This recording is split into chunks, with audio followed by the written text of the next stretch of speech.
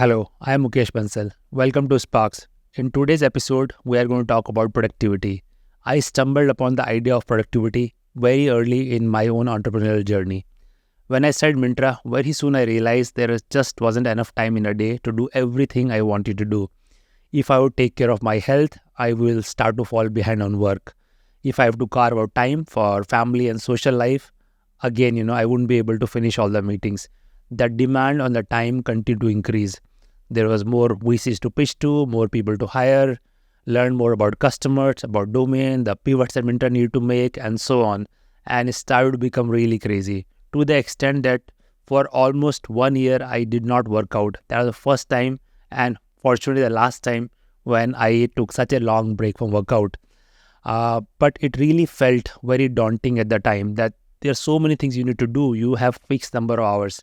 But somewhere I also felt there must be a solution to this. From my experience in Silicon Valley, having read a lot of books, having read about a lot of people who have done amazing things in life, I was very well aware that a lot of people find this balance. They have their own productivity system to be able to manage different priorities and to justice to things that matter most to them. So I started thinking that I want to systematically learn, understand what it takes to create a productivity system that can work for me. And that started on my long journey to learn and experiment about productivity. I've been doing that for last 15 years. It was very difficult in the beginning, but over a period of time, I started to realize few fundamental things. And as I started to implement that on my life, I realized that one can manage things in a better way. There is a way to approach productivity where at least one can give dedicated focus and attention to things that really matter to you. After about 10-12 years, I felt I really understand this field. By the time I had talked to a lot of experts, read a lot of different books, experimented with a lot of things on my own, and decided to articulate all my learnings into my first book, No Limits. In that book, I had tried to articulate everything I have learned about pursuing high performance by optimizing one's productivity in the service of what matters to you. So what I want to do in today's episode, talk about a lot of fundamentals of how can one go about designing and creating a personal productivity system. It is going to be a journey. There is absolutely no magic silver bullet that I can point you to. I think what we'll discuss today are broad contours of how to think about productivity. What are things you can consider seriously incorporating in your life, and most importantly, becoming aware of the fact that productivity is something that is in your hands. You can actively work on it. The more you work on it, it keeps getting better. Once you realize what your productivity system is, your outcome will be that much more proportional. You will have that sense of balance in your life, and you will realize that just like any other skill in life, this is a skill you can actually work on. I have now realized that there is really no limit to productivity. The more I work on it, I am able to find new insights, sometimes new tools, new way of doing things, and the resultant increase in productivity is absolutely well worth it. But let me also talk about what productivity is not. Productivity is definitely not mindlessly chasing pursuit of more. It's not about cramming your life with more and more activities. Today's culture of toxic hustle is something really harmful for people. We get influenced by so many things around us. We want to do everything that our friends are doing. We want to do things that we see on social media. We want to pursue all the new fads. We want to make sure we're watching all the latest hit content on Netflix and other OTT platforms and so on. So demand on our time is insanely great, but that's not what productivity is about. I think the more one is hustling to cram more and more things, doing multitasking, going from one activity to another throughout the day, I think it's a exact opposite of what productivity demands. I think that leads to highly dissipated energy. You end up with a very scattered attention. Your bandwidth goes into a lot of different things in a piecemeal manner. But if at the end of the week you take stock of what you have achieved, there's usually very little show for. You might have checked off a lot of different tasks. You might have attended a lot of things and events that you at the moment you felt was important, but it does not add up to a productive outcome. So everything I'm going to talk about, it's not about more hustle. In fact, I will very strongly encourage people to think about slowing down and being deliberate about few things. A big part of productivity, in my opinion, is about elimination.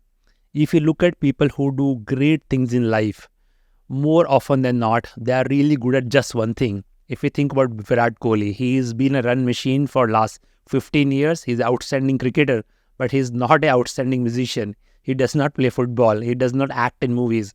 He's very, very good at one thing. And then in his off time, he probably takes care of his other things. A.R. Rahman is a great composer. He's been doing that for nearly quarter of a century. He keeps coming over these outstanding music compositions, but that's what he's good at. He's not in front of camera acting. He's not out there playing sports or giving speeches. I think these people are very prolific, very productive, but they keep doing one thing really well over a period of time. Amitabh Bachchan, who is an icon in Bollywood industry, he's been producing movies consistently for nearly half a century. But that's what he does. He does not do other things. So a lot of productivity is about figuring out what is that one thing you want to do and doing it really well, because you keep getting better over a period of time. You create your own system around that. We talked to Devdutt Patnaik recently, and he talked about how he ensures he's writing 5,000 words every single day. His entire lifestyle is designed around that objective. It doesn't matter what else is going into his life. He protects that time. He's committed to that objective. He makes sure he's able to write those 5,000 words. The reason that clarity is important, because we all need to contend with the finiteness of life. Oliver Burkeman, in his book 4,000 Weeks, talks about this concept that all of us, if we assume average lifespan is about 80 years, we have about 4,000 weeks, 50 weeks into 80 years, 4,000 weeks. First 20 years or 1,000 weeks go into growing up, learning, figuring out what you want to do. For most people, last 20 years, another 1,000 weeks go into retirement, taking things easy. That leaves you about 40 years or about 2,000 weeks. Now, anyone who wants to create exponential impact, you want to do something that adds up to something massive over a period of time, you basically have those 2,000 weeks. Hopefully, a little more than that with all the work that's happening in health and longevity, and I'll make sure we talk a lot about that in this podcast as well. But maybe instead of 2,000 weeks, you have 3,000 weeks, something in that range. So hence, being aware about your productivity method is very, very important. With that awareness, you can design how do you want to use your 2,000 or 3,000 weeks.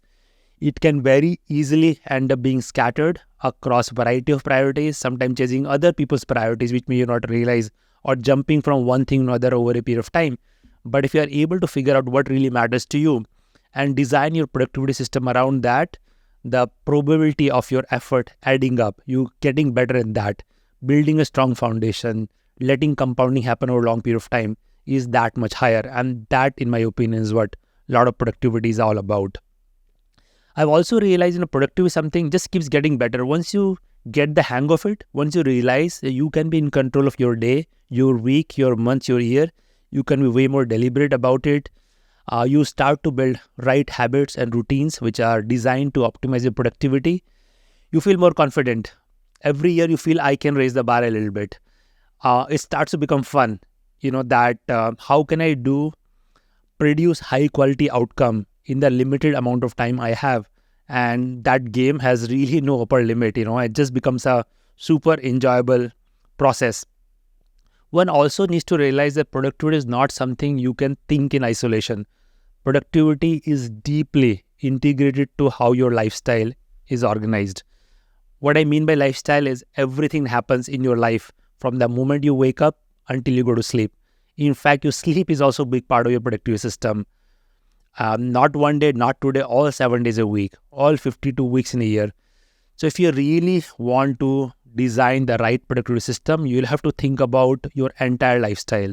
What you do during the day, who you meet, how do you structure your day into different sections for different activities, what principles you use to make those choices. You have to be aware of all of those things. It can be done. It doesn't need to be done all in one shot. Productivity is not something that you can decide today I'm going to fix it and tomorrow you're going to change everything. That obviously does not work. You have to approach it one step at a time. Make one incremental change. Make it a habit over a period of time. Let it stick. Work on one more change. Maybe 12 months down the line, you might have made 4 or 5 fundamental changes. One of the most fundamental change that I actually continue to work on is figuring out a way how to go to bed by 9 p.m. Sometimes it's easy, sometimes it's not easy. I had to, in the end, eliminate a big part of my evening social life, in most work and social environment, especially in Bangalore where I live. It's very common. You wrap up your work by 7 or 8 p.m. and you head out to a bar or a pub and hang out with your friends, have a drink or two. And that's a big part of social life. But I realize, as long as I'll keep doing that, I am not able to sleep on time. If I am not able to sleep on time, I am not able to get up in the morning on time. If I don't do that, I am not able to work out. If I don't work out, I don't feel good. And so on. To eliminate that cycle, at some point, I had to decide I just would not be able to go out in the evening. That does not mean I don't have any social life. I still have a lot of friends, but I meet them for breakfast or lunch. That is also an option. And sometimes, initially I thought it would be very weird. People will think it's strange that I am just not available to meet anyone in the evening. But over a period of time, I realized that people also appreciate that. Maybe some people are also craving that in their life. It's so much more refreshing to have a nice conversation over breakfast and start your day as opposed to, go out and get hammered and, go to bed late with a hangover and have poor quality sleep. But I'm not saying you have to do that. I'm just using that as one example of elimination. Once you are thoughtful and deliberate about this, you can decide what is that you want to eliminate. Productivity will never enable you to do everything you want to do. You have to pick, what matters to you, what is most important for you, and then design your lifestyle slowly over a period of time to be able to optimize everything around, what really matters to you from productivity standpoint. Before we dive into everything goes into designing your productivity system, let's also talk about productivity drainers. It's a fact that all of us deal with so many different things on a daily basis, which tend to completely drain out our productivity. I struggle with that. What are those drainers? First and foremost is continuous digital engagement. I have my phone right next to me. The moment, I stop recording this, probably I'll jump back to my phone, check my messages, check my email, and that's continuous distraction. Today, digital distraction at an all-time record high. Most of us have become what I would like to call, mobile zombies or mombies. I feel like, you see people all around you in meetings, people on the walk outside, people are sitting on the back seat of a scooter, just looking into their phones continuously. With that, what comes is continuous distraction, inability to focus on anything for a long period of time. I can have a very long rant on this, which I'll save for another episode. But I think today, digital distraction is probably the biggest productivity drainer that all of us suffer from. Productivity requires deep focus, sustained focus on one thing over a long period of time. Mobile phones, continuous content consumption, social media is a total antithesis of that. So that's one big thing one needs to be aware about it. I'm not going to detail so everything one can do. It's very, very hard. I have struggled with this. I've seen a lot of people around me struggle with this, but we'll talk about it in a lot of detail. Other productivity drainer is this whole idea of, a lot of unhealthy social obligations or fear of missing out. You plan to do something. Probably in the morning you had planned to sit down, for 3-4 hours and get something done. And then someone ends up messaging you. They were up last night watching a new episode of, I don't know, How to Get Away from Murder. And you are so intrigued that instead of doing your work, you end up, you said, okay, I'm going to watch for half an hour. You like the content so much, then you end up watching the, one episode, 2 episodes, and before 2 p.m. you finished the entire, season 1 and wondering, where the 3 of us gone by. Or perhaps you wanted to come back in the evening and have, finish your workout in the evening. But then, some of the folks in office end up saying that they're going to this new, cool restaurant or a pub that has opened up, everyone's raving about it, and all of your colleagues are going there, and again, you, because of fear of missing out, you end up going with a group, and again, there goes your plans for working out in the evening. There's so many things what happens in our day or a week which are not planned activities. We end up doing those because someone mentions about them, we read about it, we see all these influencers showcasing, all the cool things they are doing, all this really cool, glamorous life they are living, and then we feel that, that the fear of missing out, I think, is huge productivity drainer. Another productivity drainer is trying to do too many things. There was a time where my to-do list for the day will have 20-25 things. Fortunately, not anymore. I'll talk about that later. But the more we try to do, the harder it gets. You end up disappointing yourself. You end up finishing very few of those. And at some point, you start to get disillusioned, and your whole to-do list goes for a toss. Procrastination is the other thing, that a lot of us struggle with. Now, I'll argue today that all procrastination is not bad, but when we know something needs to be done, there is a deadline. I need to finish that report by end of this week, or I decided that I'm going to, do 4 workouts this week.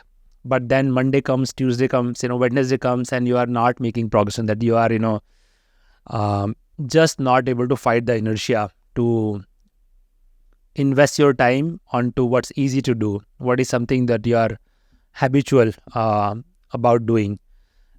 We tend to give time to that in an autopilot manner, which does not require a lot of cognitive strain. And then slowly the pressure starts to pile up. So a lot of good time that could have gone into creating some momentum, getting some early wins, ends up getting dissipated and wasted on things that you had no plans of doing. Another productivity drain is working on other people's priorities. Now, you make a plan, you might have a weekly plan, you might have a daily to-do list, you might be clear about what you want to do, but then other people around you, it could be colleagues, your boss, investors, family members, random influencers, they have happened to have other ideas about the day. And because you are not able to say no, you are trying to be polite, you are trying to accommodate everyone, you are trying to please everybody, you end up investing your time in those activities. How many times, we have gone out to watch a movie that we really didn't want to watch? Or how many times you end up going for an event that you didn't want to go? I get so many invites for events. Sometimes I struggle to say no, but after I go there, I realize that, I barely know anybody there. I have very few shallow conversations with few people here and there. And the whole round trip may cost 4 or 5 hours. And that was only because someone else wanted to, entrepreneur gathering event where they want to have all the, entrepreneurs of Bangalore participate. But that is not my priority. That's not what, when I was designing my week, my goal was not to attend key entrepreneur event in Bangalore this week, but it was because my inability to say no to. And the thing is, when every time you say no, after a week or two, it doesn't matter. No one even remembers whether you went or you didn't go, whether you said no or yes. It's just that in that moment, we get carried away. And from, that inability or fear of having to say no, we end up saying yes. And then, create this huge strain on our productivity. A lot of precious hours of our limited time end up going into servicing other people's priorities. Another productivity drainer is to jumping into a task without full clarity or conviction. Let's say, you are trying to write a document. Maybe, let me take an example of, you want to prepare a pitch for a new product or a business plan. And because it needs to be done, someone has given you a deadline. At some point, reluctantly, you sit down and start working on it. But you haven't really thought about deeply. Maybe you don't even believe in that product, or you don't believe in that idea. And so you might end up doing some shallow work. You might produce something, you have something to show for the effort you put in, but the quality is not there. I am at the receiving end of these documents all the time. Most of my day job involves sitting in a meeting and reviewing a presentation or document someone has prepared. But it is very clear that what are the situations where someone truly believes in, they have a unique point of view, clarity of thought, and real conviction about what they are trying to say. More often than not, it's just a document full of bullet points, random factoids that people have assembled together because that deliverable need to be done. So in both cases, someone has done the deliverable. On paper, the person was productive, this thing got done, but the productivity is dramatically different. It is a 1:100 ratio. A well done document where the author had clarity, author had a clear point of view to communicate the outcome they're trying to achieve, not only makes that person productive, but all the attendees of meeting are also equally productive. An example of, if I apply the same principle to this podcast, when we are doing an episode on productivity, if I have done my homework in terms of researching all the books, having a discussion with my team, a clarity of thought of what I have to communicate, it's so much easier. Otherwise, I'll keep doing take after take after take and, will not feel happy about the outcome that's coming out. So being aware of the fact that, we are going to be fighting all these forces throughout the day, which are going to put incredible drain on your productivity is very important. Eventually, you have to put blockers around this. You need to have your own method of fighting against these productivity drainers. But all of that can start only if you are aware. You understand that your productivity is not only your responsibility, but also a function of what happens around you. How these productivity drainers creep up on you and end up stealing an hour here, hour there, sometime a day. Sometime maybe you may end up going a 4-day trip that you actually didn't want to go. And then your entire long weekend, which you could have used very productively for something that mattered, end up going to just because, 4 people from your office wanted to go to Gokarna for this, 4-day outing or something like that. So it'll be, good idea to just reflect and think about it. Typically, when you don't feel productive, when things do go on, what happens? Are there recurring patterns that continuously keep happening? Because once you become aware, I don't think it's rocket science to figure out a way to set boundaries and create some protection for yourself so you don't give in to those temptations or those drainers and able to block out your time for things that really matter the most to you.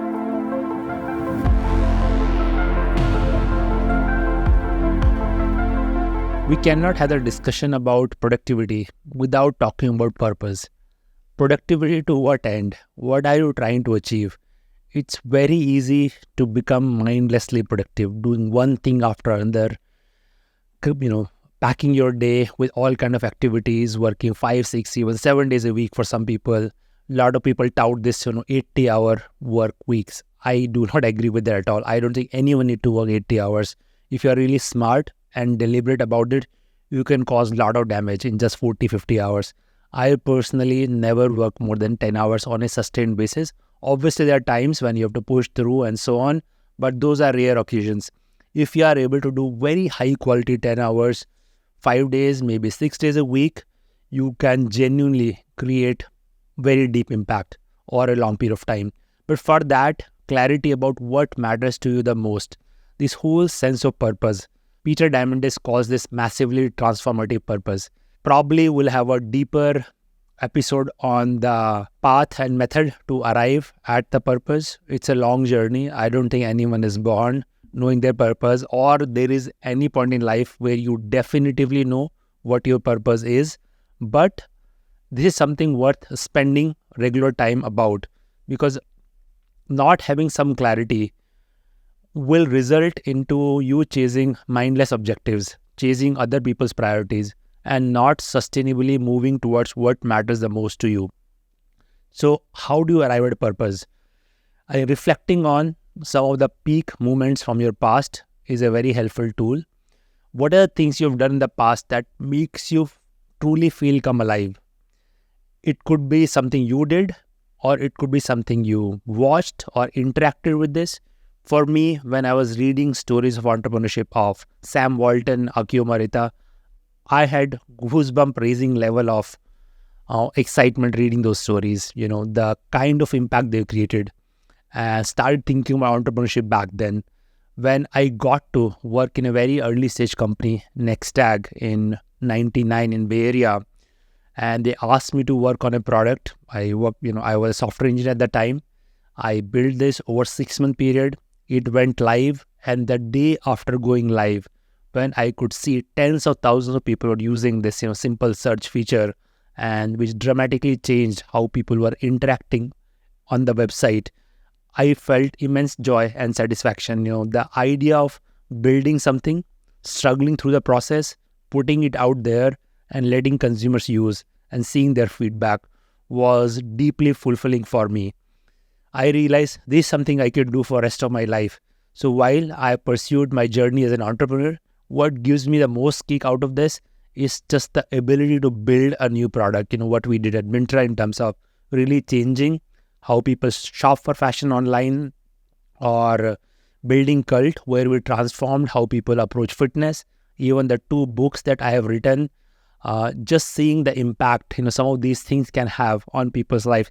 So this idea of going from nothing to something, letting people use it and getting that feedback, that I derive a lot of joy out of that. But that's my journey. I think a lot of my longer term sense of purpose I derive from some of these experiences.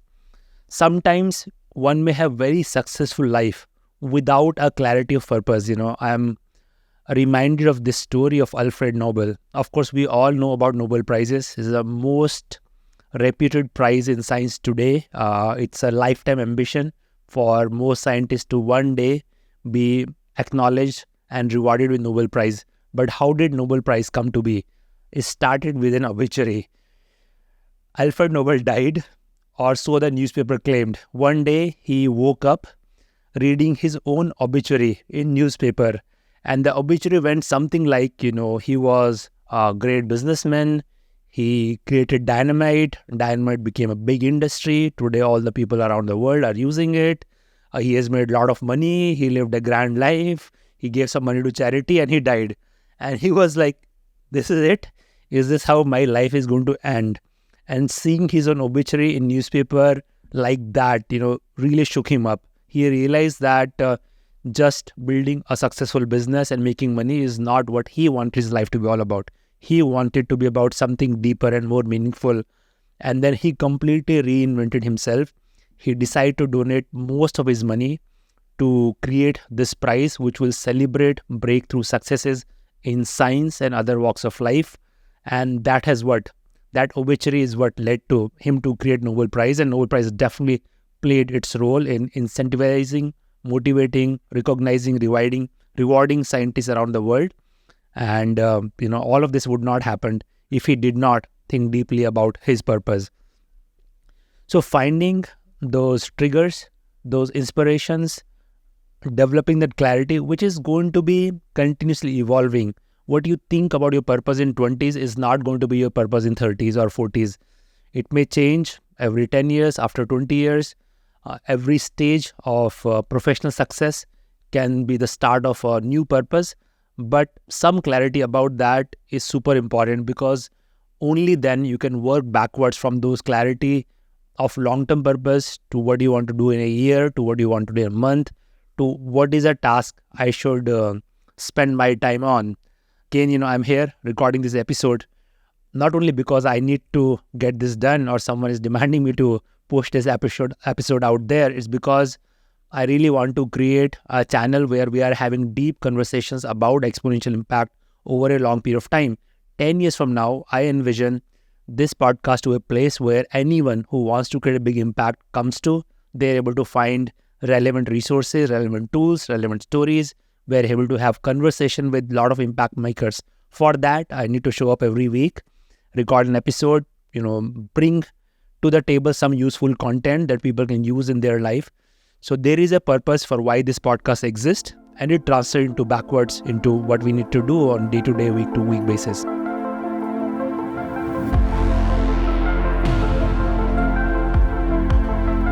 Another tool I find it very helpful, and I'm probably going to end up talking about these tools multiple times across multiple episodes, is this idea of writing 10 pages for next 10 years. It's very simple. You find 2-3 hours. You can find over weekend. I don't think there's anybody out there who cannot find 2-3 hours in a week, once a year. You don't have to do it every week, to think about what your long-term purpose can be. And then just envision your next 10 years. So today we are in 2023. So let's say you keep 2033. You can calculate your age, how old you are going to be in 2033, and then just write whatever comes to your mind. Over 10 years, what all you see, you would like to see happen. Are there goals you want to achieve? Are there something you want to learn? Are there places you want to visit? Is there some area where you want to go very deep? Do you want to create something? Whatever it is, just free form writing. Just don't stop until you have filled 10 pages. What you'll be able to write on page 2 will not happen until written page 1, because thoughts build upon each other. As you start writing, more and more things start to come out. But once you have those 10 pages, then you can, go back to it often. You can say, what are the recurring themes? Where do you see yourself talking about something very passionately? What are the topics you keep going back to again and again? That will give you some window into what really matters to you. The problem is a lot of us will probably never take those 2-3 hours to write 10 pages for next 10 years. But guess what? 10 years just go by. I'm guessing most people who are listening to this have already lived many decades. I have lived nearly 5 decades, and decades go very fast. You may not realize. But if it's like, driving a car without knowing where you're going, then you can keep, driving wherever you want. There are a lot of nice roads to go to and a lot of nice places to stop to. But when you look back where you have arrived, it may be nowhere, or you may be where you have started. So I think it's super important to take the idea of purpose seriously, work towards it. It's okay to not have super clarity about the purpose. Point I'm trying to make is something you need to think about. You need to continue to think about and put in some effort, because with that, you will have increasing levels of clarity. And once you have that clarity, then you can take it into everything you want to do about structuring your lifestyle for efficient productivity that works for you, that works for the purpose you are trying to work towards. Once you have some clarity about your purpose, you then need to translate that into a productivity system that works for you. As I mentioned before, the productivity system has to be deeply interconnected with your entire lifestyle. Those two are not decoupled. Everything that happens in your lifestyle on a daily basis, hourly basis, has some bearing on your productivity system. So you need to design both in conjunction. That requires deep awareness of your lifestyle, where your time goes into, what matters to you. One tool that you can use to figure out where your time should go into is to assume you have 10 points, and you can allocate these 10 points across 4 different priorities. And that's it, only 4 priorities and not more. You can allocate as many points as you want to any priority, but all of it together should add up to 10. So for some people, you may say that, my work is really important. I want to make sure that I'm putting high quality 8 or 10 hours every day into my work or vocation. So let's say you end up allocating 5 or even 6 points to your work. That leaves only 4 points. Now you have to make a very strong trade-off. Most people will say that beyond work, my family and social life is very important. If that's the case, you allocate 2 points to that. So you're 8. You're only left with 2 points. Now, you can either say that I'm going to allocate 1 point to my fitness and health and another point to my hobbies and interest. Or you can say, no, health and fitness are super important to me. I'm going to allocate 2 points. So you end up with 6-2-2 or 6-2-1-1 or any other permutation. You may be somebody, if you're a athlete, you may want to allocate way more time to your health and fitness. Or you are somebody who likes to pursue diverse set of interests. You always want to learn different things, and that matters to you. You may want to allocate a lot more than 1 point to your hobbies and varied interests.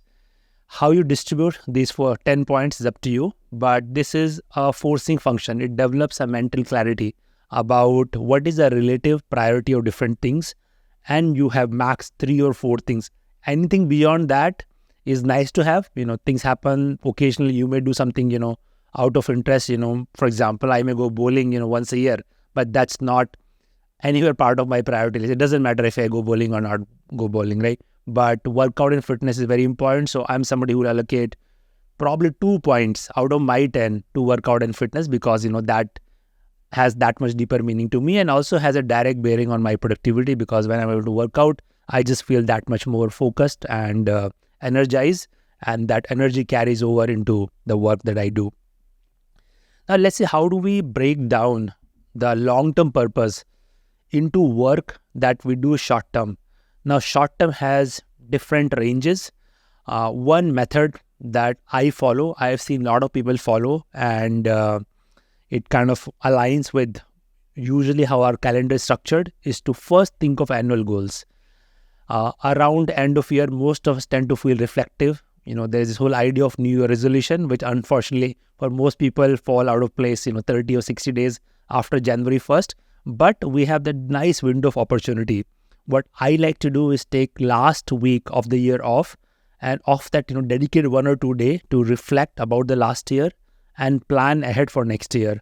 And it's not a very elaborate plan. I try to come with max 4 or 5 things that I want to accomplish next year. Literally boils down to 4 or 5 bullets. You can write a lot more description about it. But pretty much, my mental articulation is that if I'm able to do those 5 things, or even 3 of those 5 things, it will end up being a really good year for me. I talked to my friend Mukri on one of the episodes here. He had a similar exercise. He writes a very long, elaborate document about the year that's gone by. That is a great tool to reflect on last year, because you will have some wins, something you feel really proud of. You might feel sense of momentum in some areas, and you might not like some other things that might have happened that you want to avoid in the next year. So this annual reflection and goal setting exercise is phenomenal. You are able to translate your very long-term goal, which may be 10 years or more, into what specifically you need to achieve over next 12 months. Once you have that, some kind of planning method where you are able to translate your annual goals into either monthly or quarterly goals, depending upon your attention span and type of work you are trying to do. Obviously, most companies follow a quarterly planning cycle, so that's very natural for a lot of people. Personally, I like monthly planning a lot more. Again, for what I would do is, for each of my annual goal, first of all, I'll decide whether I even want to work on that this month or not. Just because it's my annual goal does not mean that I need to put in effort every month, but maybe let's say I pick 3 of those 5 and decide what do I want to achieve this month. And as we go from annual to month, the focus on input starts to become more important. For example, if my annual goal was to write a book, my monthly goal may boil down to, probably write 5,000 words or 10,000 words in this month. Or even earlier than that, probably read 5 books about this particular chapter. So this month I am doing my preparation, and next month I'll be able to write my 5,000 words. Having that, clarity for a month will allow you to plan your calendar around it, plan your days off around it, and plan your vacation around it. If you are going to take 10 days off, that's absolutely fine. Then you have 20 days. So you can plan those 20 days a lot better, so that, when you do go on your vacation, you are free and you are not thinking about what you need to achieve. Maybe you can deliberately be more conservative during that particular month, and you can have more aggressive plans subsequent month. And then, most of our life revolves around weekly calendars. That's the method the whole world has adopted. We have 7 days in a week. Most workplaces are such that, you work for 5 days and you have 2 days off. You can play around with this. You can create your own system. You can work 6 days a week and take 1 day off, or you can work 4 days and take 3 days off. We don't realize, but we have enough of a wiggle room. But I think week is a short enough time frame to plan very specific tasks. So having some kind of habit where you create a weekly plan for you, where you choose your window of opportunities anywhere from Friday evening till Monday morning, where what you're trying to do is specifically, what do I want to achieve this week? I do this on and off. Hopefully this podcast is a reminder that I will be able to do this more often. But having that clarity at the beginning of week that I need to get these X number of things, this could be a lot longer than your goal, because now we are talking about tasks. These are not goals. So for a given goal, you may have 1, 2, or 3 tasks. So what you want to achieve in a week may end up being a list of 5 to 10 things. You can also estimate whether this is a 1 hour thing, or it's going to take half a day, or it's going to take 2 days, because depending on what that is, if I need to prepare an investor pitch, for example, it will take me easily a couple of days of high quality work to do that. And if that is my weekly goal, I need to set aside 2 days for that activity. So you can do some kind of mental math also, that out of those, 5 to 10 things, what is the total amount of time? What is very surprising, whenever I do this exercise, You rarely ever need more than 20 or 30 hours. But if you don't plan, and as the end of the week approaches, suddenly everything start to become very pressing and daunting, and you start to feel less productive, and it creates a negative spiral. You tend to procrastinate even more, and then very soon the week will end. But if you had that clarity before the week start, you are able to organize your time a lot better. I personally prefer to finish this exercise by Sunday, so that for me, like, mental start of the week is Monday morning. So by Monday morning, I want to be super clear of what needs to happen this week. How do you set these goals? Whether annual or monthly. There are many goal systems. I don't particularly advocate any particular goal. You can create your own goal system, but being aware of one framework, which is known as SMART goal, is useful. So SMART goals is an acronym for, S stands for specific. Your goal should be specific. For example, instead of saying I want to travel around the world, if you say I want to visit 3 countries this year, that makes the goal specific, measurable. If you quantify it, automatically become measurable. You either visit 3 countries or not, right? There is no subjective assessment, so it makes a goal that much better. A for achievable. It should be realistic. If you say I'm going to visit 25 countries in this year, for most people that is not going to be realistic. Or you want to say that I'm going to launch my company and get to Series A funding this year, again unrealistic. You might be able to get some angel funding and probably some early product market fit. So the goal needs to be aggressive but within achievable range. Goal needs to be relevant. It should, what I mean by relevance, it should tie back to what your long-term purpose is. If you see yourself someone who wants to write multiple books over a period of time, then having a goal about writing X number of words makes sense. But otherwise, that's not a relevant goal for you, even though you may enjoy that as a hobby.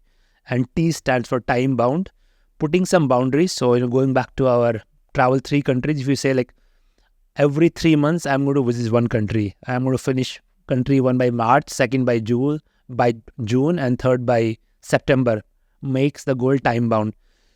So you can create your own version of very simple articulation of these goals. Make sure they are specific, measurable, achievable, relevant, and time bound, so that when you're translating these goals into weekly tasks, you will be able to do the translation very easy, and you can make progress towards those goals in a efficient, consistent, and predictable manner. Okay, so once you have clarity about long-term purpose, your annual goals, your monthly goals, you even have your weekly plan. But it all comes down to what happens in a day. There's this quote from Annie Dillard: how we spend our days is, of course, how we spend our lives. I think that's very profound. One needs to realize that we all live our lives one day at a time. Whatever happens during the day, and the day repeats. You are going to still be living your life one day at a time. 10 years from now is not going to be any different. It was same 10 years ago as well. So being in control of your day is a super important part of designing a productivity system. If things that happen during your day are by design, which is aligned to your productivity system, which is aligned to what you're trying to achieve, you are going to have efficient productivity. Otherwise not. If your day is at the whims of whatever happens to your day, function of news, other people's mood, random accidents and quirks that tend to pop up during the day, then it's not going to add up to a really productive system. No one has insane productivity every single day. The game is about having some good days every week. I personally feel if I'm able to have 3 or 4 really good days, it ends up being a really good week. So you need to have that resiliency and that fault tolerance. You cannot chase perfection, that I'm going to make massive impact every single day. Not possible. But if you can eliminate, all 6-7 days a week just going to miscellaneous random activities, you are well on your way. So let's talk about how should one think about the day. Day is obviously made about 24 hours. There's nothing you and I can do about that. For me personally, a day starts not when I wake up. It starts when I go to bed, because everything's so critically linked to the time of going to bed, because that automatically ensures what happens afterwards. But let's say, got good night's sleep, and that's fundamental for good productivity. You wake up in the morning. What happens in first 3-4 hours a day, I think, are super critical. That sets the mood for the day. For most people, this is a time of the day where you are going to have most of the time to yourself. Most of us are not distracted in the morning. We are not out there socializing. We are not consuming content. We are not eating, drinking, hopefully not. So, those 3-4 hours are you have most control, and you can use that time to set the tone for the day. There are many different things one can do. One of the key things, sometime during first hour, if you are able to ask yourself, what matters the most today? If I'm going to be able to achieve one thing during the day today, what is that? Just having that clarity acts as a forcing function. Then you can see whether the way your day is organized, the places you are going to be, how your calendar looks like, is it aligned with that one most important thing? For me, today, the most important thing is to record this episode. If that happens during, first few hours of the day, I am done. It doesn't really matter what happens rest of the day. I'm going to just take it easy and recharge and plan for my next week. But, so having that clarity is very important. And then, what do you want to dedicate first 3-4 hours a day to? Personally, for me, things like fitness, meditation, going for a walk, etc. is very important. It puts me in that, it makes me feel that I'm already starting my day on a good note. I really like this framework that Andrew Huberman advocates in his podcast. He says that, before 12 noon, if you are able to do one physically challenging thing, which could be working out or going for a run or a yoga session, and one cognitively challenging things, which depending on who you are, it may boil down to doing some high quality work for 2-3 hours, or writing few pages, or going through some research reports, or trying to solve a problem that you've been grappling with. So broadly speaking, most of the day will boil down to activities related to work, which is probably the topmost priority for a lot of people. Activities related to your health and fitness, activities related to your social life, and perhaps, for learning. So figuring out how you're designing all these things, let's start with health and fitness. The key things about health is obviously, some kind of physical activity.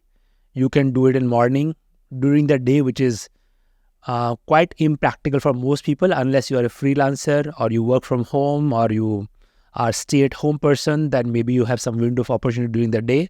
Some people like to work out in the evening, but that ideally that should be done at least 3 or 4 hours before sleeping time. Otherwise, it tends to interfere with the quality of sleep. Just being clear about what your workout time is. Also incorporating some kind of movement, just getting up and walking or standing up during a meeting, which is what I do most of the days now. I just don't sit, and during most of the meetings, just sit, stand in a corner and participate in the meeting. So whatever is your fitness regime is going to be, clarity about that. Eating window. Eating has a profound impact on productivity. Once you have a big meal, it's very difficult to focus for next 1 or 2 hours. What happens, our stomach is full of food. So obviously the heart needs to pump blood faster. Digestive system needs to work on digesting the food, and most of blood energy focus is consumed there. So after meal, if you are able to walk around, or if you need to go through some content, just doing light burn activities, which does not require tremendous focus, is very important.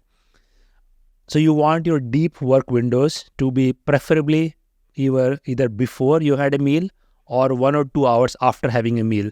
So designing your calendar that way that you are able to create a dedicated window of few hours, which is not interfered with the consuming food. If trying to consider something and simultaneously eating something is going to create a lot of interference, and it's very, very difficult to focus and do deep work, even though you may feel like, by eating at your desk, you are multitasking. I think the price you pay in terms of very compromised quality of work is really not worth it. So being clear about, what your eating window is. For me personally, it's a first meal in the morning around 8 or 9 a.m.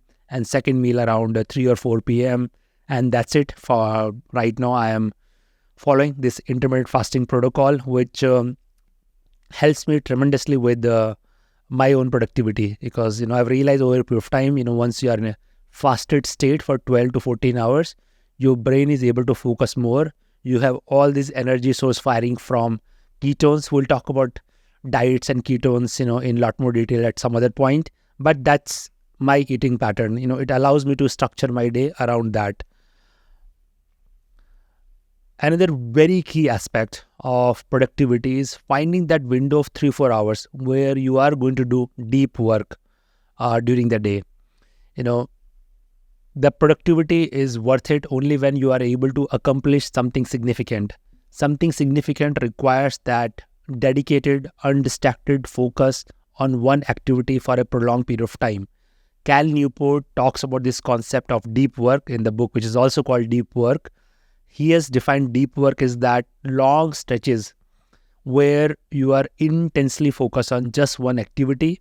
You are so focused that you can get into flow state. Flow state is something where you so consumed about that particular activity that you forget the sense of time. You don't even remember where you are. You're totally lost in that activity, your full concentration. A lot of us feel that flow activity when we are playing a sport, then you're totally in it. Your entire focus, next point. If you're playing badminton, you are just watching how the shuttle is moving and, getting the right shot in, and you're not thinking about anything else. And if you do it for half an hour, 1 hour, you tend to go into flow state. A lot of long distance runners go into flow state. Sometimes watching a movie, we get into flow state.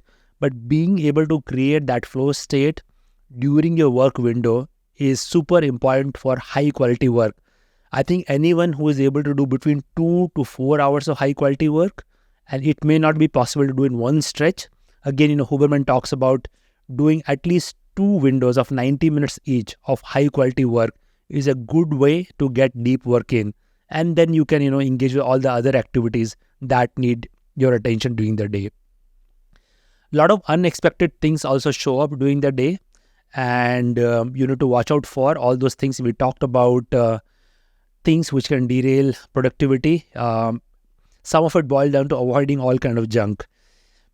We all know about food as junk, and yes, there are a lot of temptations during the day. Sometimes, we'll mindlessly go on a phone, open Swiggy, end up ordering something, and without having any plans of, you end up having that unplanned biryani in the afternoon, which are going to keep you very slow for next 3-4 hours.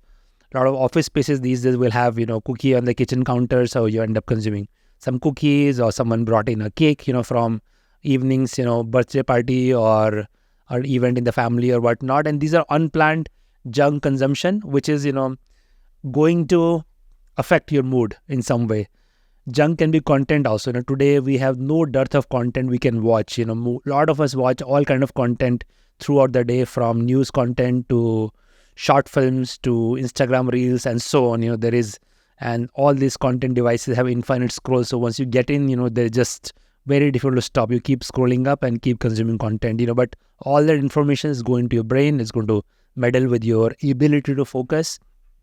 Sometimes even interacting with people who are negative, people who just gossiping, talking about negative things, talking about how everything's going wrong with the world, where everything is just broken. And sometimes it can be entertaining. Everyone needs a little bit of gossip in their life, but it can also be quite toxic. The thoughts stay with you.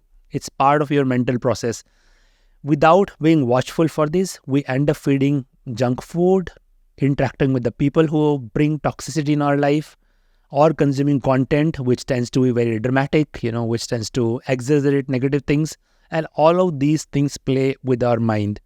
But the idea of productivity is to be able to apply your mind in a focused, undistracted manner to a problem that you really care about. So being watchful about all these things is super important to create a productive day.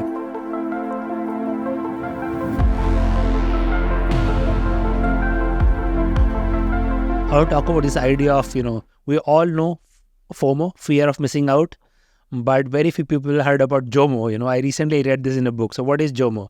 JOMO is joy of missing out. One of the key tenets of productivity is realizing that you cannot do everything. There are a lot of things you have to miss out. You must miss out if you want to be productive, and you need to almost derive certain sense of joy of not being able to do these things. So I mentioned earlier, I am not able to go to most evening social events. I miss out for sure, but it is almost a source of joy for me because, I'm not wasting my time into things which are perhaps other people priorities. I have other ways of interacting with people socially, and I just don't have need for that in my life anymore.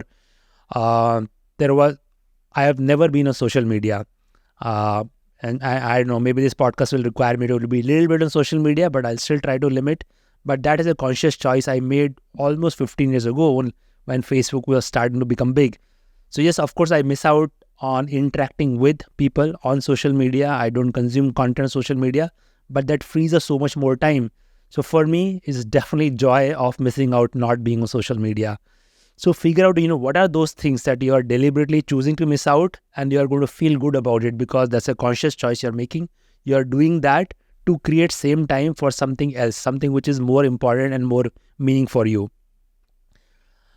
Related to that is the ability to say no. Anyone who is productive says no to a lot of things. You cannot be productive if you find it hard to say no to things. I want to use this quote from Steve Jobs, quoting, people think focus means saying yes to things you've got to focus on, but that's not what it means at all. It means saying no to the 100 other good ideas that are there. You have to pick carefully. I am actually as proud of things we haven't done as the things I have done. Innovation saying no to 1,000 things, end quote. This is Steve Jobs, who have created these products which have completely transformed, how we live.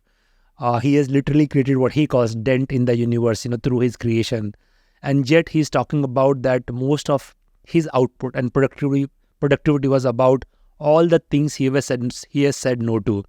So this is a muscle one needs to cultivate. There are going to be opportunities during the day where saying no to any kind of junk that you don't want to consume unless it's a conscious choice is an important skill. You may be saying no to content, you may be saying no to going out, you may be saying no to eating junk food, you decide. But if you are not saying no to no to things, then other people and other situations are controlling what happens during your day. And if your day is not working towards what you want to achieve, you are not going to have a productive day. Without a productive day, you can't have a productive week or a month or a year, and it just ends up compounding in a negative manner over a long period of time. And the great tool for driving productivity is just leveraging deadlines. So let's take a classic deadline. Let's imagine I have a presentation to do and I think it's going to take me a week. And so I set a due date of a week from now. For most of us, the work will start probably somewhere on the halfway mark and pressure will start building up.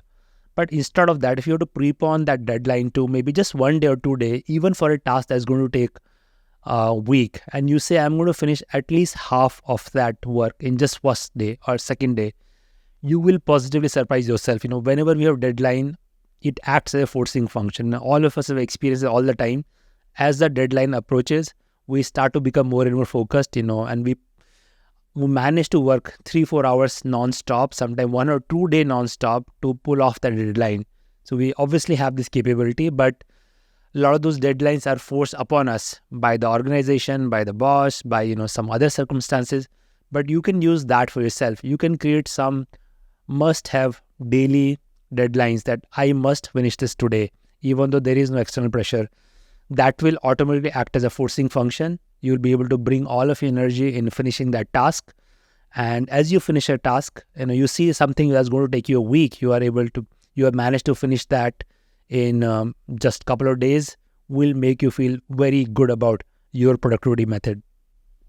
So these are a bunch of things that you need to take care of during the day. You need to manage your attention throughout the day. So taking short breaks are obviously, great. If you are able to incorporate some kind of breathing exercises, a lot of executives I know, a lot of senior people in the management, they are more likely to do this. As they transition from one meeting to another, they take few minutes just to focus on their breathing. Maybe just do very quick 1 or 2 minute meditation, go for a short stroll as opposed to going through their messages on phone, and resetting their mind, creating the small window for your brain to reset, recharge, and prepare for the next activity you are going to undertake.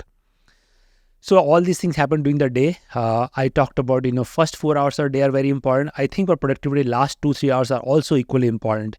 This is when you have done whatever you're going to do during the day. You are starting to wind down your evening. Designing that carefully, I think, is very, very important. So a good chunk of that time for most people go into social interaction, which is great. I think social interactions are very, very helpful. They're very nourishing. You feel good about being able to connect deeply with people you care about, but carving some time out of that for doing things like reflecting on your day. What do you feel about the day? Did it go well or not? Some people have journaling practice, even for 10 minutes, writing 5 bullet points is very useful to make you more aware about what happened during your day. If you can have some type of relaxing meditative practice in the evening, that's great. And then just slowly wind down. So, you almost like a countdown, which can start 90 minutes before you go to bed, dimming your lights, starting to ease into activities are very relaxing. For some people, it could be hot bath. It could be Yog Nidra type of meditation. It could be reading a light book or listening to light, soothing music. Just easing into that easy, relaxed state right before you go to sleep, having the same sleeping ritual every day will ensure you have great sleep.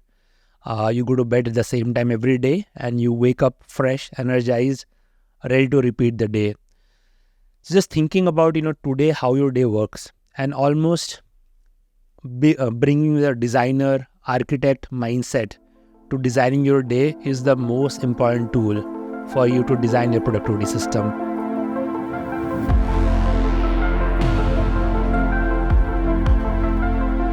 Everything that happens from morning to evening could happen by design or could happen by default, and that makes all the difference in the end. I hope you will take this message from this podcast and try to become a lot more aware, a lot more proactive about how you want to design your day, and you will see being able to even make small changes in what happens during your day will start to feel you incrementally more productive day after day, week after week, and over a period of time, you will start to feel really good about how your day unfolds, and that'll be, great start for your productivity system. One of the critical component of managing productivity is how you manage your mood. A lot of productivity books don't talk about managing mood. Productivity literature only talks about goal setting, task management, priorities, and so on. While all of those are important, it's also important what mood you bring to the activity. If you are not in the right frame of mind, if you are not focused, you are not all in, you are not feeling inspired, it will show up in the quality of output. I see it all the time. 1 hour is not same another hour. If my mood changes, if for whatever reason I happen to be inspired, motivated, the quality of work goes up dramatically. But for most of us, the mood shifts happens through accidents, through various quirks, depends on who we interacted with. If someone compliments you, you are like to feeling really good going to next meeting. If you watched really inspiring content, for example, recently I watched Michael Jordan's documentary, The Last Dance. I was so inspired. Next whole week I was fully pumped up. I wanted to make a difference. I want to bring that idea of deliberate practice, pushing myself, beyond my capabilities, through every activity I was doing. But that was because I watched the documentary. But recognizing that we can proactively cultivate routines and habits and create those situations to get inspired. What can you do to get inspired? I think there's infinite number of tools. Some of the things that I find very useful is just spending time in nature. There's not a single time when I go out, spend time in nature for a 15-20 minute walk, I don't come back energized and really pumped up to do what I want to do. Music is that tool for a lot of people. Sanjay Leela Bhansali, who has been so productive, he talks about how every evening he relaxes with really good music because it helps him think through various ideas and synthesize the storyline he's developing, how he want to shoot a particular scene, etc. And it crystallizes for him through the act of relaxing with music. Sometimes conversations can be very inspiring. Every time I meet with a interesting entrepreneur, I get energized. These days in India, we have so many entrepreneurs coming with so many exciting ideas. A lot of them are just in their 20s. But when you look at the boldness of their ideas, the conviction, the belief, I feel super energized. I try to meet 1 or 2 entrepreneurs every week when I can, because for me, that's a big source of inspiration. What kind of content you watch can have big bearing. There's so much inspiring content. A lot of it comes from a sports world. Watching a really good sports match or watching a sports documentary or sports biography can be a great source of inspiration and motivation. You can have your own priming routine before each activity. For example, going through certain reminders, reaffirmations. A lot of athletes use that. The moment before they start a match, they go through exact same routine. They will visualize what's going to happen during their match. They will remind themselves of their strength. If there's one thing they're trying to work on, they'll also remind themselves how grateful they are to just have the opportunity to walk into that arena and stage and having to perform. Most of us, our arena and perform is a conference room or a work desk or an office we walk into. But having that routine to just remind ourselves why we are here, what really matters to us, what does this activity means in the larger scheme of things, can put us in a different state of mind, and that will make all the difference. I've seen my productivity fluctuate from 1x to 10x, all function of which mood we are in. Sometimes, we have a bad situation at home and you will carry that mood into your next activity. You might have an argument with someone, or you might be dealing with a stressful situation at work, or maybe you're just not happy about the fact that you are not able to work out for, last 1 week. All of this is affecting your mood, and that mood is affecting the quality of work. So productivity is not only about putting in those hours, but it's also about putting it high quality hours. And high quality hours is very much a function of what mood you are in. Another tool I personally find helpful is the days when I'm able to meditate, preferably for a longer period of time, 30 minutes or 45 minutes in the morning. I feel so calm and focused. I don't get too disturbed by difficult situations, and I feel myself fully present in the activity I'm doing, paying full attention, able to listen better, and as a result, my ability to contribute automatically goes up. So this is one area I feel anyone who is interested in boosting productivity need to think a lot more.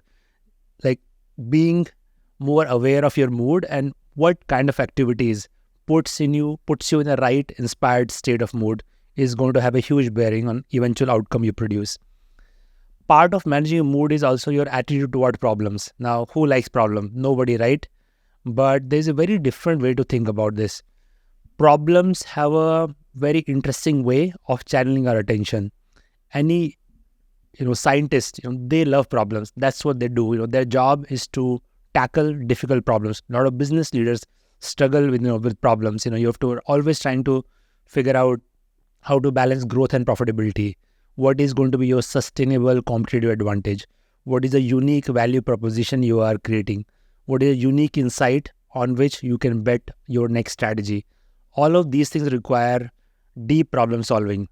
Deep problem solving requires staying with the problem for a long period of time. A lot of times we have the tendency that we want to run away from the problem. We want to look away from the problem. We want someone else to ease our burden and take the problems away from us. But we are not giving our brain the full opportunity to bring its problem solving capability to the surface. One good attitude for high productivity people is to almost have, welcome problems. You can, next time you encounter a difficult problem, you can literally say, hello problem. And we can welcome the problem in your life and just stay with that for a long period of time. You don't have to solve it right away. You don't have to wish it away, but you can work at it over a period of time. That's exactly what a lot of scientists do. Sometimes they work on a problem for decades. Can you imagine you working on a problem, forget decades, but even for weeks or months? It's very unnerving, but it also pushes our brain. We start to make connection that we would not have seen. If any of us can work on, few good problems in a year, that will end up being an amazingly great year. You can think about, let's say, if you're somebody who has struggled with making fitness a habit in your life, you can think about deeply why that's the case. Instead of looking for easy solution, talking to somebody to give you quick hacks or easy routines, you can think, what is the fundamental problem? Why is it that I am not able to make that change to be able to go to gym 3 or 4 times a week? That's a good problem. If you apply your brain to it, a lot of interesting insights and observations and solutions will emerge.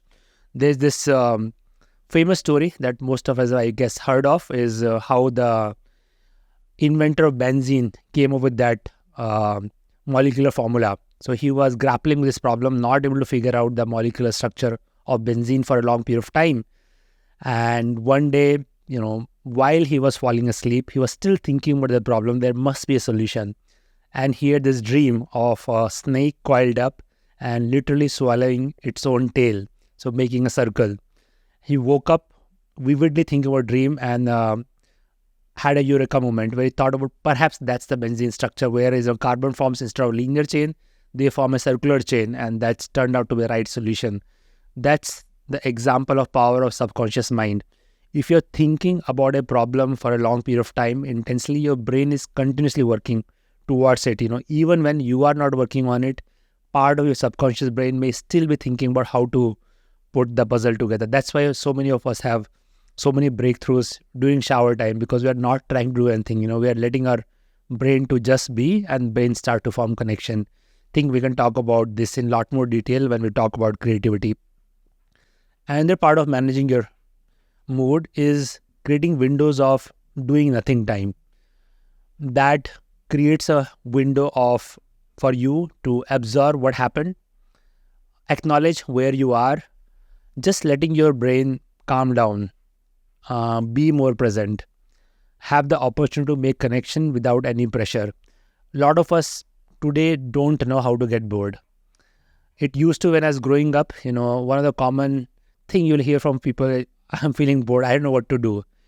You will not hear that from anyone anymore, because the moment we have free time, we tend to pull out our smartphones and start going through social media feed or start consuming content. So we have no opportunity to get bored anymore. But that continuous stimulation is very, very difficult for the brain. You are not finding that breather at all, where you are able to just sit still for some moment of time, let things be as they are. So if you want to manage your mood, creating those windows of absolutely doing nothing is super important. For me, a good day is where I get to do nothing for a couple of hours. I'm not always able to do it. But there are a lot of these small windows of opportunity. When you're commuting in a car, especially if you're not driving the car, you don't have to listen to anything. You can just sit still in the car and just observe, what's around you. Huberman calls it optical flow, when we are looking ahead in the distance and just letting these visuals pass by kind of passively. It's in a very soft manner, energizing our brains. That's, one method of recharging your mind. Also finding solo time. We are always interacting with somebody at home or at work or a friend or going out, but creating time when you're just with yourself. People call it me time these days. I think it's underrated as a tool. If you are able to create at least an hour or two in your day where you are by yourself, beginning of the day and end of the day is a great time to practice me time. But it's again, giving that much needed rest and boost to your brain. So if you are somebody who want to continuously work on your productivity, you need to actively take control of your mood. You need to figure out what are the tools which you can incorporate in your lifestyle, which on a regular basis puts you into the right frame of mind. All high performers, whether they are people who perform on stage or actors or athletes, they have a very clear routine. I know many Bollywood celebrities, we see them on ads, on television, where they might have shot an ad and then, ad is playing for the whole year. But for them, when they are shooting, they try to go into this deep focus state, where they will not do anything else. A lot of them even switch off their phone for many weeks in a row, where the only way to reach out to them is to go to their home or go to the set. Now, these actors who are so good at acting, but still they realize that they need to create that window of complete undistracted time in their life to be able to bring out best performance while they're on the set. Of course, they also have their routine to, what kind of music they listen to, what exercise they will do, what kind of meditation or visualization they will do. We have an episode with Rahul Dravid where he talks about the power of visualization that he used to practice in every single time before he will go out to play. He would have visualized everything that will happen. That was his method to put his mind in a focused, relaxed state, which is critical for high performance. You can also sometimes just practice creative procrastination. What I mean by that is, for some hard problems, you can tell yourself that I'm deliberately not going to work on this. I understand this needs to be done. I'll just let my brain think about it for a long period of time. And you can keep going back to it every now and then. Consume some information about it, do a little bit of problem solving, and just let it be. Eventually, when you come back to it after 1 or 2 months or much longer, you will realize that you have developed some deeper insight that are not there. A lot of my book writing work, I do that way. I started thinking on my third book, which is going to be about entrepreneurship last year, but I am not writing that book. I am just aware I'm going to write about it. Every now and then I think about it. I am deliberately procrastinating. I am not creating a regimen of, showing up at my desk and writing 1,000 words every day. I'll probably do that, 6 months down the line. By the time I would have pretty decent clarity of the outline of the book, what I really want to say. So that's an example of, creative procrastination. I know what I need to do. I'm not actually working on it, but somewhere my mind is developing the flow for the book, which hopefully will come together in some time. Another aspect of managing your mood is just creating some leisure time. Now, by leisure time, I don't mean this high intense activity, when you are chasing dopamine, chasing adrenaline, but something where you are just doing some things passively, just being loitering around at home.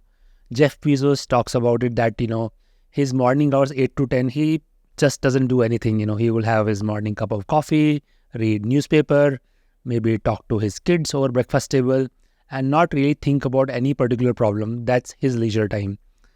I meet my parents every week. For me, that's part of my leisure time. Creating the leisure time, puts your mind in that relaxed state. To the philosophers of the ancient world, leisure was the highest virtue. It was not means to an end, but the end in of itself. How many of thinks about leisure itself as the end? Not many, especially now that we have so many ways to be busy and be active and mindlessly chasing things in the name of productivity. But I think any good productivity system has sufficient time for unhurried leisure. It will really do wonders for your brain.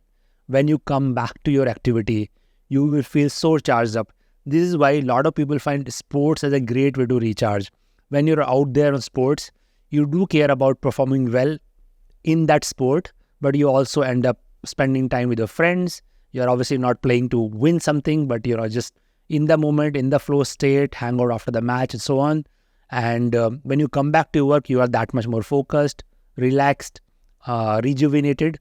So I think, part of managing your mood, you need to be clear what are some of the leisure activities that you intersperse somewhere during the day or the week. Continue with the same theme, hobbies play a big role. Hobby is something which could be connected to your work, or it could be totally disconnected. It lets you be who you are or who you want to be. David Solomon, who is CEO of Goldman Sachs, talks about his hobby of being DJ at night. He routinely plays DJ in all these clubs, which is so disconnected from the work he does as a banker, but it helps him connect with the deeper part of his own self and also feels very energized and rejuvenated when he comes to work. In fact, he has very actively cultivated this idea of pursuing your hobbies outside work. It has become ingrained part of culture at Goldman Sachs. And this is, you can imagine, banking is a cutthroat culture. People used to work and probably still do 14, 16 hours a day. But even that environment, David has promoted the idea of pursuing your hobbies because he sees the benefit in terms of mental health, in terms of focus, in terms of productivity. So you can take your hobbies more seriously and make sure as you're designing your day and week, you are carving out some time to pursue a hobby that really matters to you. Hobbies are a great way to let your hair down, to reconnect with who you were as a child. A lot of people stop playing sports or stop doing things they enjoyed doing as teenager in college years. Probably a great time to reconnect with some of those and actively cultivate as part of your life. It will do wonders for your productivity.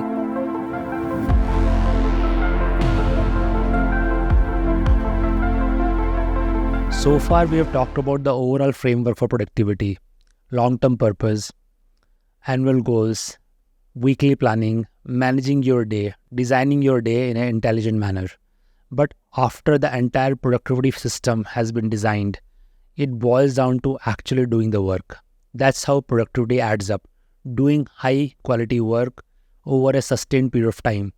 Now, there are many different ways to approach deep work. I really like the framework that Cal Newport has defined in his book, Deep Work. What he says that, there are 4 different types of deep work mode one can adopt in their life. The most extreme is what he calls monastic mode.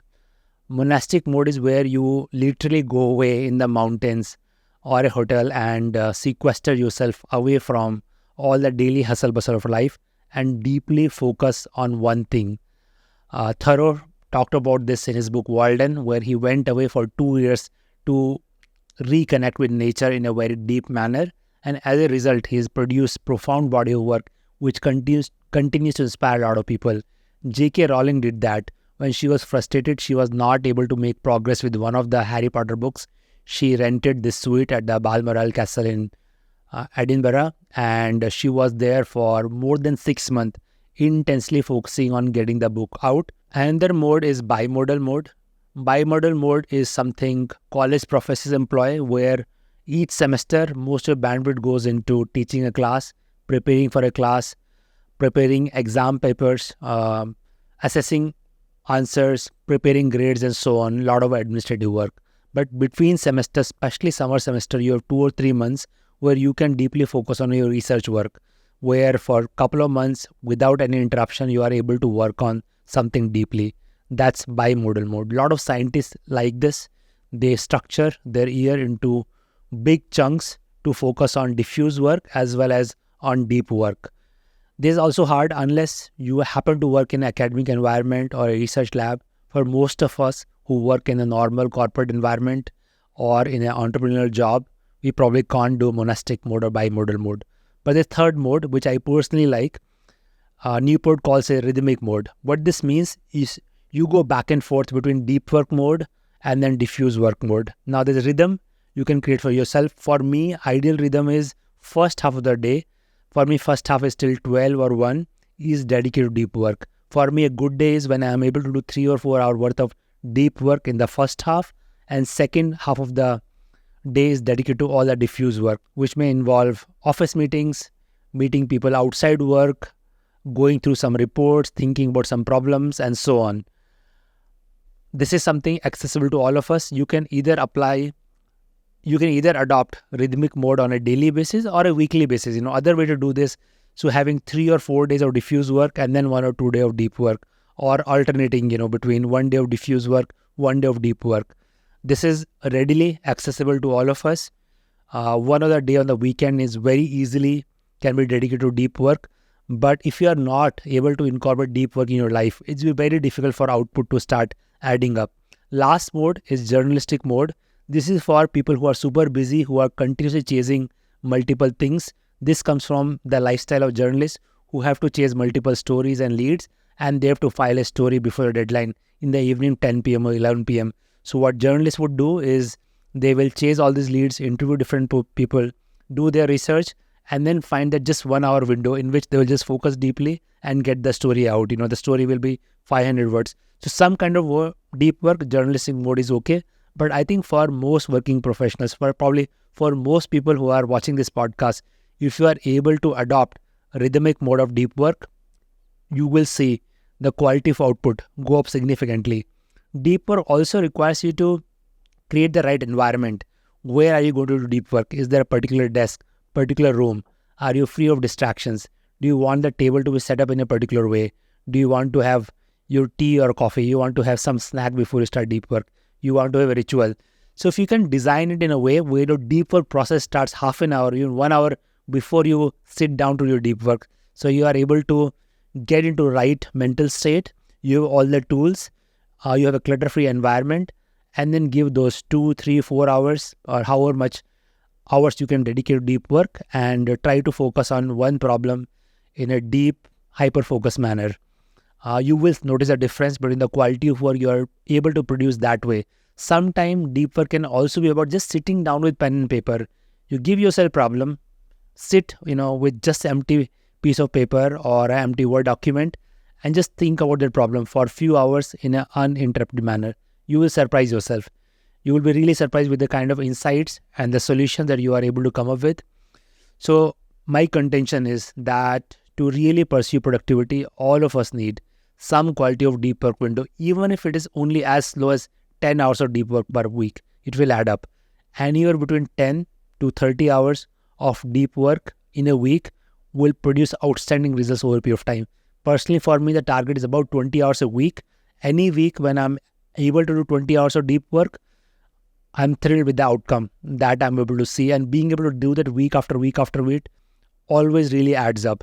But it's not easy, finding that undistracted time and being clear about it, doing it same time of the day, having a routine around this is difficult. These are multiple habits you have to build over a period of time, but the dividends that deep work practice will pay you is absolutely worth it. And nobody can pursue the path of exponentially growing productivity without dedicating yourself to significant amount of deep work time in your lifestyle. We tend to think of productivity as a solo activity, something you have to toil away in isolation. But that's absolutely not the case. Our productivity is a very big function of who all we interact with. We interact with people all the time. You interact with people who are known to you, we interact with strangers, we interact with people at home, outside home, at work. And a lot of times these interactions can easily result into affecting our mood negatively. Sometimes there are conflicts, sometimes there are misunderstandings, sometimes people just won't do what we want them to do, sometimes we are forced to do what other people want us to do, and all this create this, low level friction continuously. Understanding, how interaction with other people affect us is important part of designing your day well and designing your productivity. I am reminded of this mental model known as Hanlon's razor. What it says is never attribute to malice what you can attribute to incompetence. How many times that happens in our life? We see someone doing something and we feel that person really wants something bad. Person is going after me. He or she has some grudge, or she's trying to put me down. But the reality is, person just probably said something without thinking deeply about it. They don't have the context. They are not really thoughtful about how it's going to affect person at the other end. So you are much better off ignoring that instead of letting it stew over in your head and affecting your mood and your productivity as a result. Another mental model you can think of, this comes from physics. In relativity, we say that when two bodies are moving with respect to each other, any one of them could be static and other could be moving, and we can not tell the difference. It's almost same with the human behavior. When we interact with someone, we are always thinking about how that interaction is affecting us, what I'm thinking about it, how it's going to change, what I'm going to do next. But you can also reverse role and think of the same from the other person point of view, how the other person is going to read the situation, how this situation is affecting him or her. And that can also help create the perspective, which can help diffuse tension, which can help reduce the sense of conflict, and you can be a much, much better frame of mind. I think we can be a lot more thoughtful about who are the people in our life who act as role models. Whenever you talk to them, we feel energized and inspired. I like this mental model, which I actually learned from Kunal Shah. I was interacting with him a while back, and he said, one of the methods he uses in interview process, he calls it energy test. What the test means is, after the interview, do you feel energized? Do you want to spend more time with a person, or you feel drained? And he uses that as signal. I think that not only applies in interview setting, but also in normal social life setting. I've had friends in the past. I noticed that every time I would meet with them, they will talk about negative things, in work situation, gossip about other people, what's wrong with the world, this, cynical approach to things, which, to be honest, is fun in the moment, but I would feel really drained of energy afterwards. And over a period of time, I would dramatically reduce the amount of time I spend with these people. The point is, the people you are going to enable in your life are inevitably going to affect how you think, what you feel, and also how your day goes by. So one can be very, very thoughtful about nurturing those few relationships and interactions which are energizing for you. As part of dealing with the people, we also need to create healthy boundaries. It cannot be free for all throughout the day. You are going to have quality bandwidth to interact with very few people. Today, given social media and given extended network of people we all know, there is no dearth of opportunity to interact with dozens or scores of people. But so many interactions are probably going to leave you feeling drained. On top of that, you are probably comparing yourself with everybody you interact with. So creating those boundaries that I don't interact with anyone before this time or after that time or in this window, or during weekdays I only going to talk to these 5 people or 10 people who are core to my work, or these are 2-3 people I talk to which are good for my emotional health. You can be deliberate about this, clear about it, who you interact with, why you interact with, and design a good system so that when you do interact with these people, you come away from those interactions feeling really good about yourself, feeling good about world. You are excited about the work you are trying to do, and that will percolate into the mood you take into your productive work, your deep work. One very powerful productivity tool that all of us use in our office space is projects. We define everything that needs to happen in the work environment in terms of number of projects that needs to get done. Each project has a clear objective, they are clear owner, projects have budgets, projects have milestones and deadlines. But we don't use projects as a concept in our personal productivity. But I think we can absolutely use the idea of projects in managing all of our personal work. You can have a lifestyle project, you can have a relationship project, something significant you want to change in your life. You can have a project about a learning objective you have for yourself. You list down these projects, and that becomes your primary planning and execution framework. For each of those projects, you can go back and relate them back to your annual goals, your quarterly goals. You can create clear milestones for these projects. And then as you get down to your weekly planning, you can see how much progress you want to make for each project, how much relative bandwidth you want to allocate. Some weeks, some projects are going to be more important than others.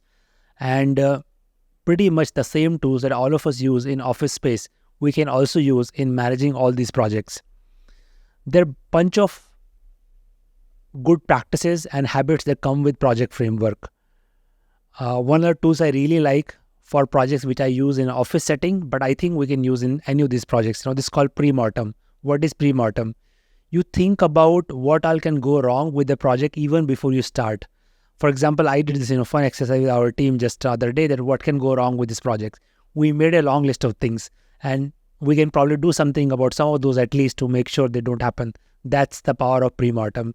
Once you anticipate what can go wrong, you can take proactive measures to make sure it does not go wrong. Another very important tool about project I like is try to finish 80% of project in 50% of time. That will act as a strong forcing function. I'll ensure you are not procrastinating, you are not leaving a lot of work all the way till end. I'll take an example of writing a book. Let's assume you wanted to write 10,000 words in 3 months. I'll take 80% of that, 8,000 words, and target to finish that by halfway mark in 6 weeks, half of the month. You can apply this principle to any of the projects you're doing, and you'll be surprised that more often than not, you are able to cover significant ground. Sometimes you might be able to finish the entire project in half the time or 60-70% of time, leaving all the other time for leisure, for hobbies, for anything else you want to pursue, as opposed to leaving a lot of work all the way till the end, where a lot of time will just get wasted.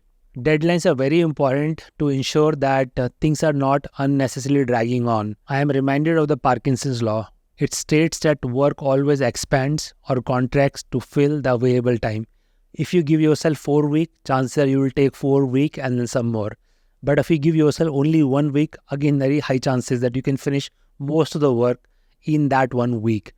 Whenever I have taken on something ambitious and give myself significantly small amount of time, I am surprised at how often I am able to make significant progress in the time allocated. So be very careful about setting reasonably aggressive deadlines and not have unnecessary buffers, because the time will continue to expand and fill that available time. For each of the project, it's very easy to come up with the relevant to-do list on a daily basis, on a weekly basis. On to-do list, one needs to be careful, and it's very easy to create very long to-do list. I am reminded of what Charlie Munger has talked about managing to-do list. His advice to someone who was asking, what's the best way to manage time? He said, write down 25 things that you want to get done this week. And the person dutifully recorded all those 25 things. Then he says, take the bottom 20 and make sure under no condition you have to spend any amount of time on bottom 20. That's the power of elimination and concentrating all your focus on those 5 things that really matter. So you can create long to-do list, but make sure you eliminate bottom 80 or 90%. Only then you will be able to work on what truly matters. At times, to-do list can become overwhelming. What you can do is organize your to-do list in 3 different buckets. One is now. That needs a very short to-do list. That to-do list is only about what is going to get your attention today. Something you need to get done this day, this week. Then open to-do list, which can be parking lot to-do list, where whatever comes to your mind, you can keep recording in that list. And when you're planning your next week, you can choose to shift some of the to-do list from your open to-do list to now to-do list. And last is close to-do list. We all feel great when we are able to check off a task from to-do list and shift it to close, so that when you're reflecting on your week or a month or even a year, you can go back and see all the things you managed to finish. You can also introspect whether it was really worth it to do that thing or not. There are a couple of very important things to keep in mind when it comes to managing tasks. First rule is, whenever you think of a task, if you are able to immediately write it down, you will notice that your brain is uncluttered. If you don't write it down, it'll keep gnawing at you. You may remember, you'll forget about it, it'll come back in the middle of things, and you'll have this sense of, this distraction happening in your mind. But you just sit down, write down everything that's been on your mind last half hour, 1 hour, or last day. You will feel immediate sense of relief. Your brain is free, and then you can proactively choose to work on one other task. Other key thing to keep in mind is the Zeigarnik effect. What this effect tells us that if we leave a task unfinished or uninterrupted, our brain tends to keep going back to that task. While I am trying to move on to something else, but because I left something unfinished, undone, my attention is going back to that thing instead of being fully present. So you are much better off taking that extra time, bringing that task to full closure, and then after recharging, you can move on to next task. That way, your full attention is always going to be what you are trying to do, as opposed to be either distracted by bunch of things which are floating in your head that you have not written down, or a significant task that you started but you have not finished. Using this, you will be in a much better position to make sure your focus is going to the thing that you really care about in the moment. Productivity is a vast topic. There are so many different things that go into enhancing one's productivity. This is something you can work on a long period of time. There are some key habits that I have found very useful, which I believe if one is able to incorporate in one's lifestyle, will have a profound impact in your overall productivity system. First and foremost is morning priming. I came across this habit just a few years ago. The idea of priming is to create some kind of routine. You write down few things which are going to be a reminder to yourself about your long-term purpose, some core values, things you want to actively work on. After you wake up in the morning, if you're able to find 5 or 10 minute window to just go through that and contemplate that, think about it very deeply, it will act as a forcing function to make your long-term purpose relevant for your day-to-day. It takes some time to build priming as a habit, but that's literally priming you for the day. You can take it one step further and create some kind of priming habit before any major activity. It can take as little as 1 minute up to 5 minutes, where you again think about why I am doing this. What do I want to achieve out of this? What can I do to bring my full attention to this activity in the moment? That will boost your presence and productivity quite dramatically. One major productivity hack is to do your hardest thing first in the day. Mark Twain famously called this eat your frog. Sometimes it may sound as daunting as literally eating a frog, that you are trying to get very difficult thing done. But if you manage to do that, by the time you 9 a.m. or 10 a.m., you feel so good about your day. And then everything else becomes very easy from there on. And over a period of time, you start to enjoy that challenge of tackling your most important priority of the day first thing in the morning before you have too many distractions. You can use the tool of layering. So layering is different than multitasking. Multitasking absolutely does not work.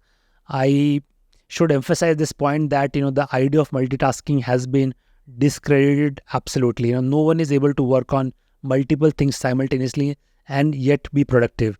What you end up doing is you are just switching your attention continuously between multiple activities and not able to make progress with anything. Instead, you can do layering. Layering is being clear about your primary activity and background activity. So you may listen to music in the background while you're trying to write, or you can go for a walk while listening to audiobook. So 2 things you can layer on. I like one layering activity where I listen to podcasts while I'm working out. Now, podcast in the background, my main focus on working out, and I don't necessarily get 100% of what I'm listening to, but I still get 70-80%. But my primary attention at that time is doing my workout well.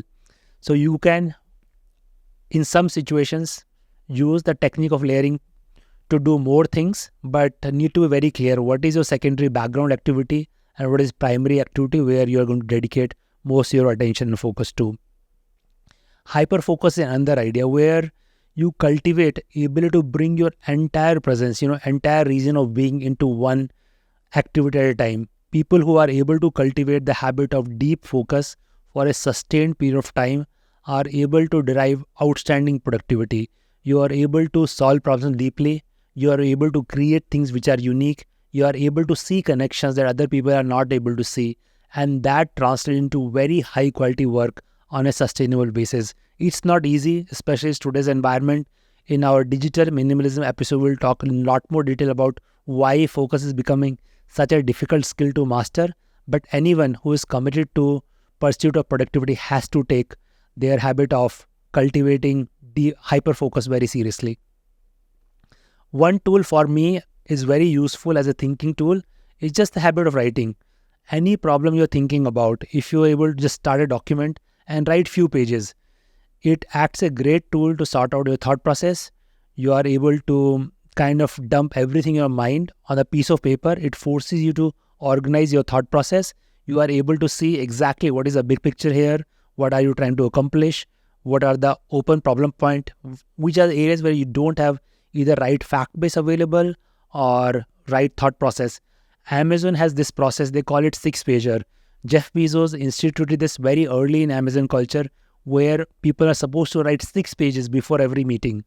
The idea is whatever you want to discuss in the meeting, you present your case very clearly in the 6-page document, you organize it carefully, and when the meeting starts, everyone is supposed to take first 10-15 minutes to just go through that page so that everyone is on the same page, and then discussions are way more structured and way more focused. So we covered a very large spectrum of what all goes into shaping a productivity system. Productivity requires you to think about everything from super macro to micro. Developing clarity about your long-term purpose, the things that will matter to you in long term, which is measured in decades, to a planning system where you are able to plan your goals on an annual, monthly, weekly basis, to intelligently designing your lifestyle on how you want to structure your day. We talked a lot about the idea of deep work, which is at the heart of any productivity system. All the planning, long-term goals are useless unless you are able to find few hours of deep work on a sustained basis, and that's where you do highest quality work. We talked about how productivity is not about doing more things. It's about doing few things really well. If you can internalize that concept and continue to work on elimination, like most people who are highly productive are very, very good in eliminating. They keep eliminating unimportant activities. It is said that good is the enemy of the great. Same applies for productivity. A lot of low-level tasks, a lot of things which feels good in the moment are stopping you from doing the work that truly matter to you, the work that is going to add up over weeks and months to something significant that you can be proud of and that can translate into a productive outcome. Productivity is something which does not happen overnight. You have to work on this for a long period of time. But the good thing is we know so much about how human brain works. We know so much about high productivity habits. We know so much about the behavioral psychology that shapes our approach to work and habits and productivity. And we can leverage all of that to systematically work on developing strong productivity muscle. A lot of people work on building their physical muscles. There is no reason not to build productivity muscle, but anyone who is interested in creating exponential impact has to take this aspect seriously. We cannot run away from very limited time that we have here. The only way to make that time count is to produce things that matter. And the only way to do that is to utilize your time really well for the things that matter to you. So hopefully you've got a lot of ideas to think about, a lot of concepts to mull over, and various tools and habits you can think about incorporating your life. Don't do all of this simultaneously. No one can build 5 habits simultaneously. You have to do one habit at a time, but see what resonated with you. Maybe you can look up into other materials when it comes to productivity. There are a lot of great resources on the internet. We will provide link to all the resources that we have researched. But if you can take away key idea that productivity can be in your hand, like you have gotten better in so many other skills in life in the past, you can get so much better in productivity as well. Once you realize that productivity is something that you can actively work on, and you can keep boosting your productivity over a period of time towards things that matter to you, it becomes very liberating. We are suddenly not constrained by the limited amount of time all of us have. Instead, we are freed by the thought that we can really do amazing things in that limited time we have. So hopefully this episode has inspired you enough to take charge of your productivity in your own hands and start to design productivity system that is going to work for you. Thank you for listening. See you next week.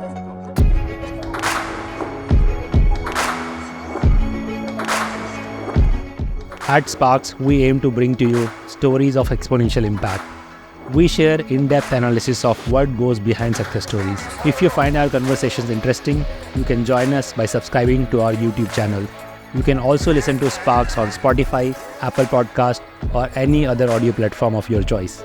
If you have any suggestions on who we should invite or what topics we need to cover, just let us know in the comments. We are always listening, looking for ways to improve, and keep getting better as we go along.